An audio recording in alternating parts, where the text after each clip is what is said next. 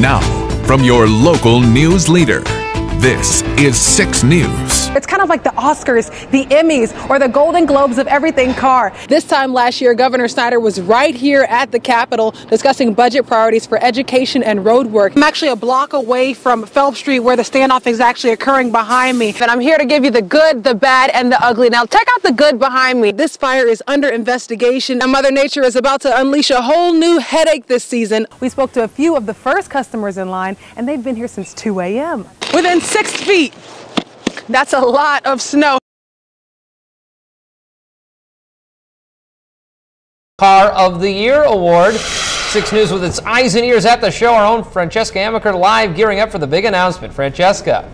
Guys, we are less than an hour away from the big announcement for the big Car of the Year. Now, this is a big day for General Motors and Lansing as well, and I'll tell you why. Because the Lansing-made Cadillac CTS is actually in the running for Car of the Year. Now, judging. Let's talk about judging real quick. They're going to be judging these cars on price, comfort, style, and fuel efficiency. And if the Cadillac CTS is up there as much as the Cadillac ATS was, then it will definitely be a shoo-in for a big win. Also, the competition is very, very stiff. It's up against the Mazda 3 and Chevrolet's Stingray, but of course people have been here since 10 p.m. last night, and it's like an award season atmosphere, and there's lots of energy in the air, and we'll be bringing you the latest. I'll be taking pictures all morning long while I'm here at the Cobo Center live in Detroit. Francesca Amiker, 6 News. Multiple police agencies are on the scene right now near downtown Langsburg, trying to get a handle on what officers are calling a standoff situation.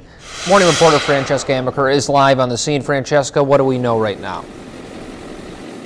Evan, I'm actually a block away from Phelps Street where the standoff is actually occurring behind me. Now, I just spoke with Shiawassee Sheriff, and they tell me that around 1:30 this morning, a neighbor heard gunshots go off in this next door neighbor's home. And when police arrived, they saw a man sitting in the chair with a rifle.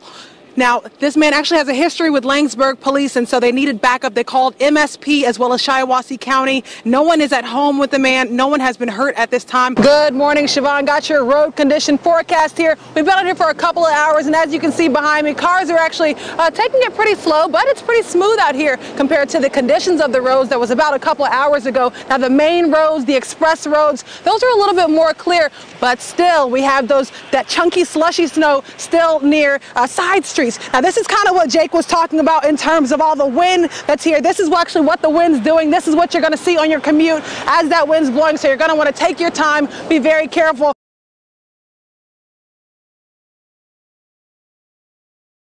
Good morning, Siobhan. Good morning, Evan. This time last year, Governor Snyder was right here at the Capitol discussing budget priorities for education and road work. And this year, he's introducing some new topics. Here at Lansing Community College, students are able to learn so many skills that are in high demand, from building houses to plumbing services, even welding. The elf is so easy that almost anyone can do it. It's kind of like riding a bicycle. Once you get on it, you won't forget.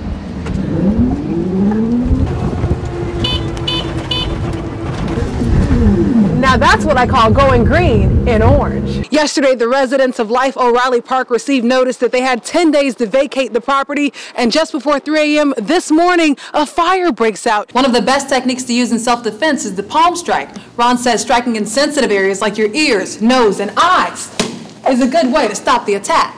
And the manager tells us the fans better hurry in quick because this 2014 Rose Bowl championship gear is going to be flying off the shelf as their #1 seller. Today is what businesses are calling Brown Thursday, and early this morning at 6 a.m., more than 100 customers lined up here at Kmart to get the deals. We spoke to a few of the first customers in line, and they've been here since 2 a.m. And Mother Nature is about to unleash a whole new headache this season, flooding. And officials are urging Michiganders to not only watch out for flooding and collapsed roofs, but to also look out for clogged drains.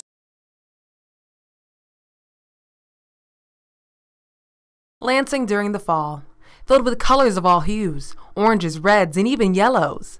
But this month, a new color graced the town's trees, teal. And lots of it. But why? And from who? When Michigan native Colleen Westerman found out she had ovarian cancer, she was devastated. My usual first reaction is anger. I was mad. I was mad that I didn't get in front of it. I had tried hard to do that, and I had failed. But what I came to learn was that I didn't really fail. I'd gotten early, and the treatments have been very good. Colleen Westerman is now a survivor of ovarian cancer, a cancer that more than 20,000 women are diagnosed with each year, a cancer that kills 14,000 women yearly. But to Colleen, it's not just about her story. She hopes to spread awareness. Because I know there's going to be other women who are going to find out the same awful news that I did, and I'm hoping that if they have to go through it, that they catch it earlier and that their chances are better. Soon enough, the one-woman army began turning the whole town teal, tree after tree, all for the sake of awareness. If I can help one woman, I'm happy. I hope to help more, but that's really my goal. I would love to see so much teal in this city, and where people just walk by or drive by and think, wow, that is just beautiful. And actually, what does that mean? What does all that beauty represent? And then learn from it. Orange, yellow, red, and teal, bringing a new definition to the colors of fall. In Lansing, Francesca .c.amiker, 6 News. It looks like a vehicle from the future, and it's zipping around the streets of Lansing. But what exactly is it? And who's in it?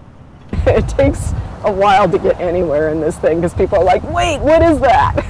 Show me, tell me. And Yvonne LaFave has the entire state wondering what she's driving, as she's the first person in Michigan to own the Elf. They wanted it to be electric, lightweight, and fun. Hence, Elf. Hoping to leave a small carbon footprint on Earth, Yvonne hasn't driven in a car since 1990. But in June of this year, she found her perfect match with the Elf.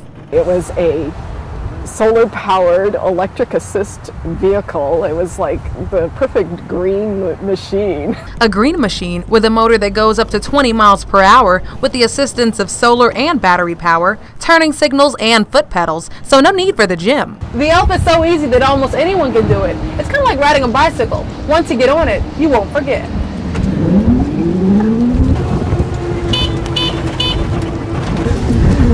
Now that's what I call going green in orange. But there's one sight that Lansing won't forget, and that's Yvonne pedaling in the streets in her bright orange Elf.